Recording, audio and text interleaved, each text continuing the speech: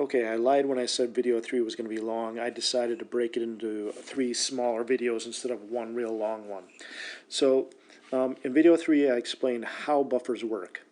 Now what we're going to do is we're going to actually do the mathematical calculation and show what happens when we add a base to a buffered system, and then we'll add an acid to a buffered system and show you what happens in each of those situations. So this video will go over what happens when we add a base to a buffered system. Okay, so unfortunately each of these problems you're going to see in chapter 15 are unique. You have to think about each problem and what is going on in each problem. You can't always say this is exactly what happens. So let's go with the classic acid here. Let's go with acetic. And we're going to have its conjugate salt. Now when they do these problems, they have to tell you the volume and the concentration. So let's just say we've got 0.25 liters of this. Let's make it a 0.3 molar solution. And let's say we've got 0.250 liters of that. They don't have to be the same. And let's just say it's a 0.2 molar solution. Okay? So in the previous video, I showed you how to calculate the pH when you do this. But now we're going to add a base to this. And we are going to add, let's say we're going to add,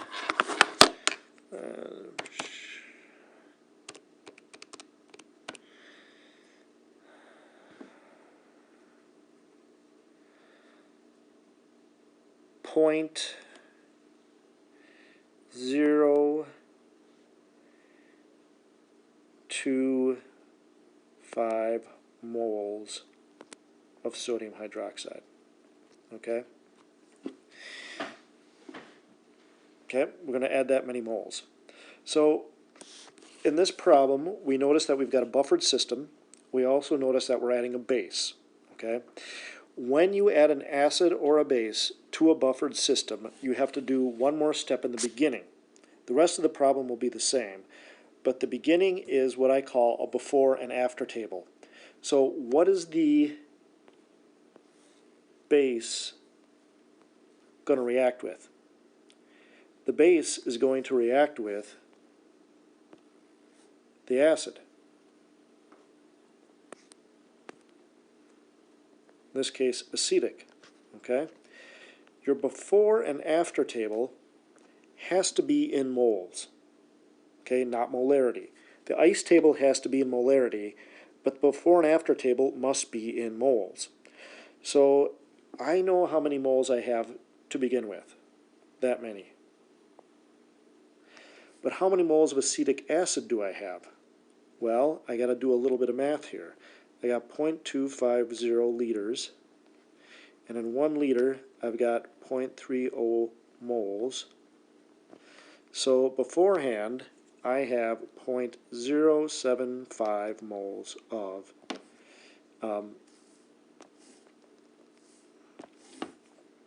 acetic acid. Well, what's going to happen when these two things react?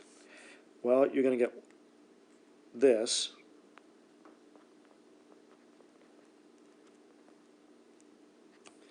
And you're going to get water. Okay? So all of the base will react with all the acid. How do I know that? Big question to pay attention to. Which do I have more of, base or acid? I've got more acid. So I know that all of my base is going to react. And afterwards, I'm going to have no sodium hydroxide left, and I'm going to have this many moles of acetic acid left. But during this process, I will have produced 0.025 moles of, guess what? My salt. Okay?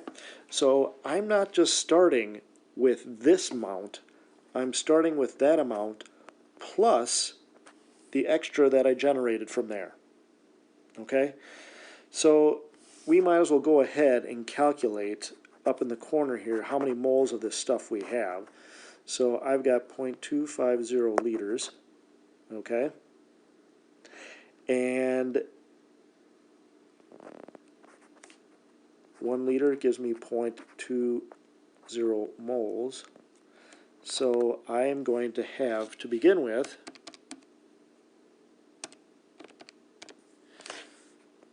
0.05 moles of my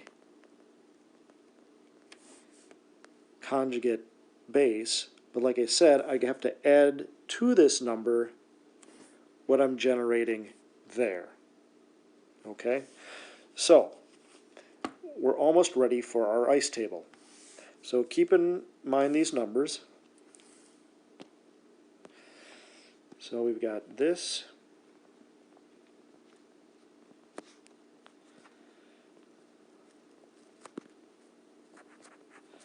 So the rest of this is going to look more familiar to you. And if you think this is hard, it's only because it is. This chapter 15 is tough.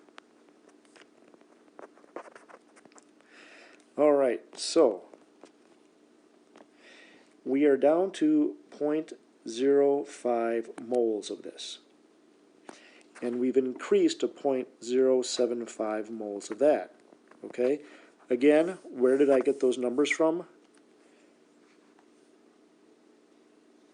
Right there is the 0.05 moles of my acetic acid. And the other one is from adding that number plus that number. Okay? But our ice table cannot be in moles. Ice tables must be in molarity. Before and after tables are in moles.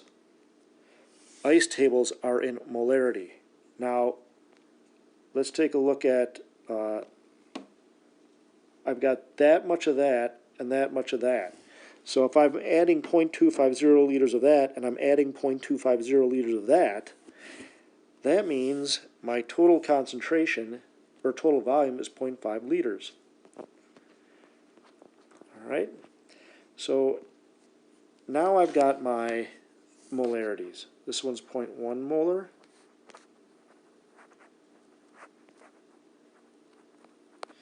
And the other one is 0.15 molar. Now that I've got my concentrations, now we can do my ice table. So I got 0.1 molar of this, I got 0.15 molar of this, 0 of this, shift right,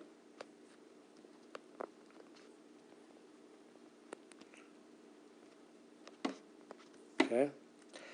Ka expression is going to be products over reactants.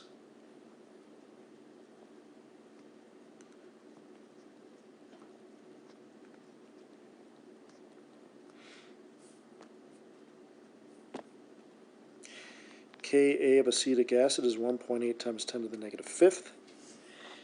And guess what? That x and that x will be too small. So then my equation simplifies down to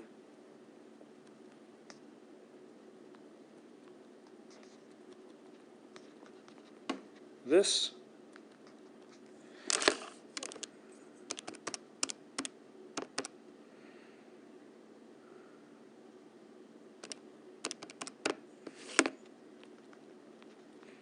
Okay.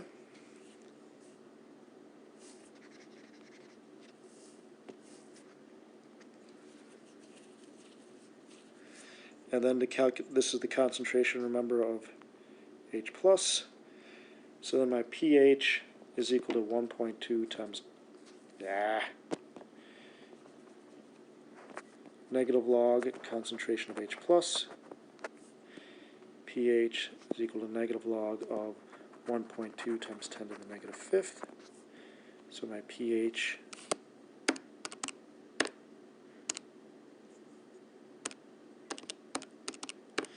is going to be 4.92.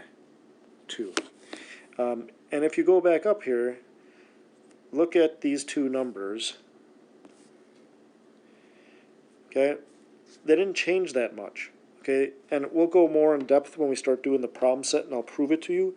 But what you can see there is that the concentration didn't change all that much. Okay,